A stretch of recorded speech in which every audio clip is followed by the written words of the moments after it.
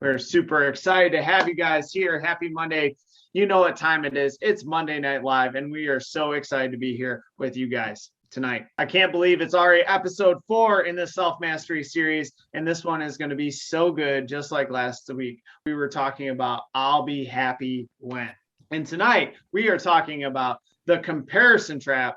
I should be farther along. It's going to be super powerful for all of you guys watching tonight and on the replay. Yes. And remember, everyone, welcome. Hello. And this week, we're going to continue to expand on being in that now moment. So let's get into it today. Has anyone ever had or have had this mindset of I should be further along than I am right now? So type in the comments, yes, if that sounds like something that you have told yourself, or if that's a story that you've told yourself, or that's a belief that you told yourself. There's this huge impatience of I should be further along in my career. I should have more money. Maybe I should have my own house. I should be able to go out and travel the world whenever I want, like everybody else is doing. Type yes if you felt this way. Yes. Yes, right? It's pretty much saying where I am right now in this now moment is not okay. And it seems as though the purpose of our life should be a little bit different. And we're going to go over how life is made up of 2 things. And you may want to write this down because Mara's going to cover it for you. Yes. So there's 2 things, right? So number 1 is the event. And number 2 is the meaning you give to each event. So let's say, for example, that you and I are walking down the street, right? And then we see a dog passing by. And you're so excited to see it. And you think it's the cutest and friendliest dog ever in this world. Well, why is that? Is it because the dog was just walking past us, or is it because of your interpretation of how you view dogs, right? So maybe you grew up owning a dog and you love dogs and you've always had really good experiences. They make you feel comfortable. They make you feel happy anytime you see them. How you view dogs means it's your interpretation of how you see dogs. Because as we're walking down the street, I see the dog and I get really, really anxious, right? And I'm nervous. And, I'm like, oh my God, I don't want to walk past this dog. And maybe it's because I never had a dog and I was bitten by a dog a long time ago. And I have a huge fear of dogs, right? And I personally think that dogs are mean. Here's the deal. The event never changed. The event was there was a dog walking down the street. It was the interpretation of the event that was changed.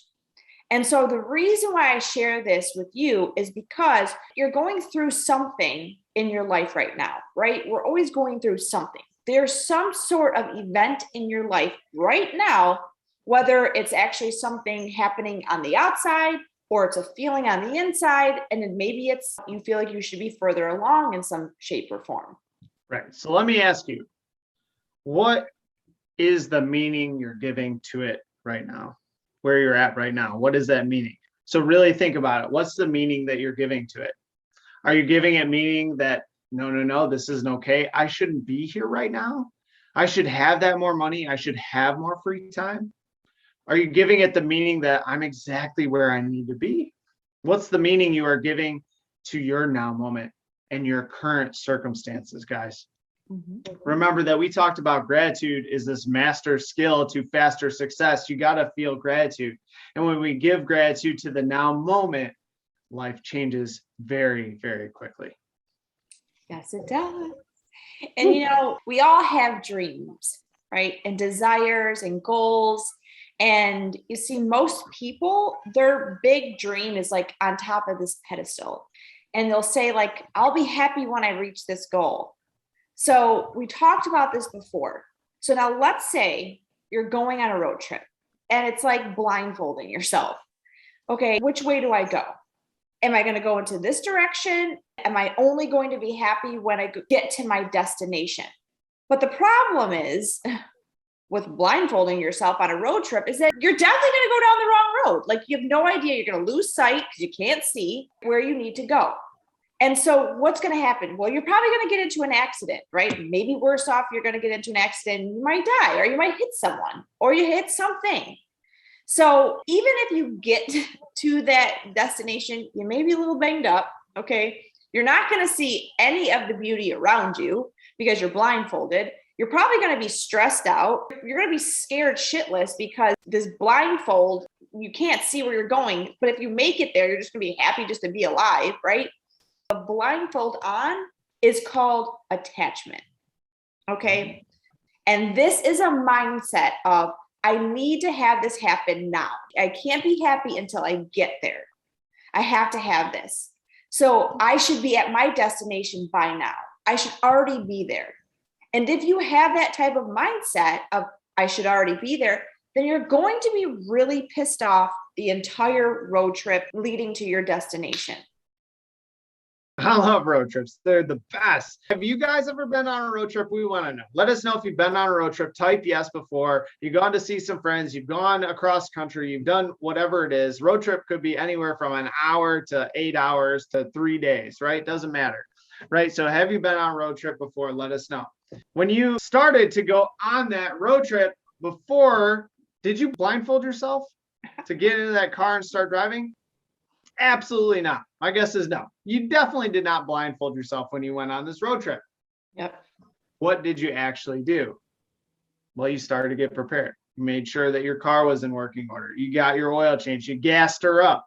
Definitely got the snacks and some drinks for that ride, because who goes on a road trip without snacks and drinks? Right. And put on some great tunes, right?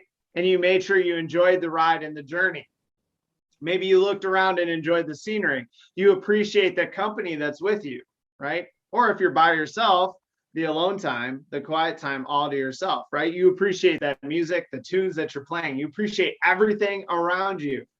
Maybe the stops that you had along the ride, you had a great time, and you trust that the GPS, because we don't use maps anymore, that's old school stuff. You trust that the GPS is leading you to the right destination. You just take it turn by turn, wherever it says to go. Mm-hmm. You trust it's going there. You follow the signs and you stay on that road. And if you lose direction, guess what? You trust that GPS to say redirecting, and you're back on your path. And if you use the English version, enter the slip road. Exactly. Trust that GPS.